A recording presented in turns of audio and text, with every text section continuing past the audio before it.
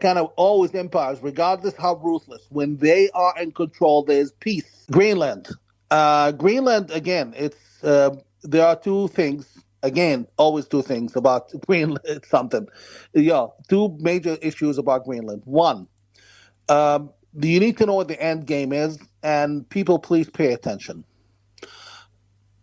Trump is looking at something called the North American Federation.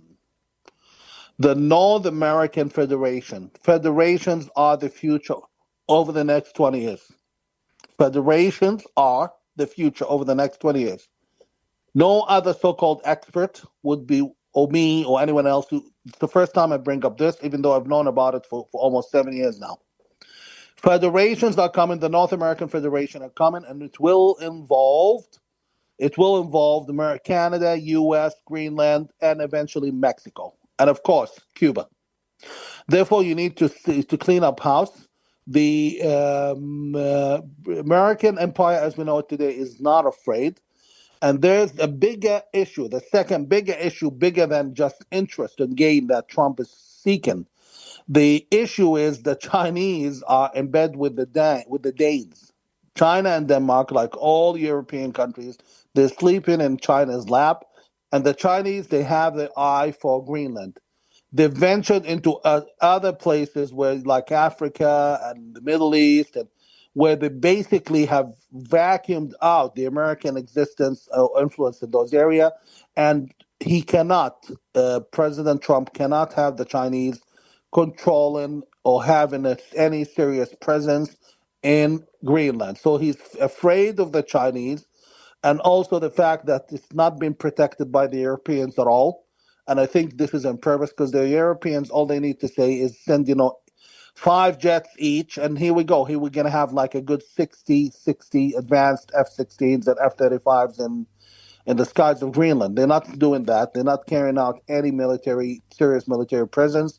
Yeah, but not to And worry because Denmark said that they're going to add another few dog sleds over there or something yeah, to and then guard the they've country. sent the European countries sent recently a good number of soldiers. I think 12 of them from all European Right. countries, and so that's quite a statement.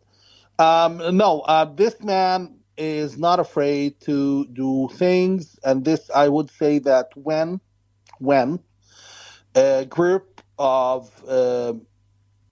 working and former CIA officers plus um, generals in the U.S. Army and Navy who are still in the jobs. When they approached President Trump in 2015 and asked him to run for office to save the United States, I think they knew exactly why they chose the man because he's fast and he's unorthodox in the way he does things, and he couldn't care what anyone says about him. Rest assured, I tell the Israelis, you will not be disappointed in Gaza or Iran. The only problem is you are dealing with a very, very, very hostile area. You're dealing with regimes who are all hostile to America and Israel, every single one of them, except maybe Saudi Arabia has its own, acts like its own empire. They follow their own interests, but the rest, they are, sucking off Iran's teeth and China's teeth. Basically, they're bad. So that's why it's slow. Okay. Do you think that Trump is going to be able to protect the borders of Greenland? It's a huge territory, huge, and it's outside the United States. Uh, how do you think? Do you think he's going to be successful? And do Yeah, you very think much that? so. How do you think that the people in Greenland are going to react? How do you think that Denmark is going to react? Very briefly, go ahead. Okay, I don't think anyone in the European Union is able to enact any actions against the Resistance. United States. Hmm. Any actions in the United States, not by where can they go? Nothing they can do. And the guy, President Trump, is not ashamed about what he wants to get. Two, yes, he will definitely be able to protect it because President Trump jacked up the Pentagon's Department of War's budget to 1 trillion. So that's an 300 billion increase That wasn't exactly for the Fourth of July celebrations. I'll end this wonderful interview by my wonderful interviewer by saying that good days are ahead. This year is the year of atonement for the evildoers, be it the Palestinian Authority, the Hashemite Kingdom of Jordan, whatever's left of Hamas, Iran, and the 4 or 5 Arab countries that are desperate to support Iran.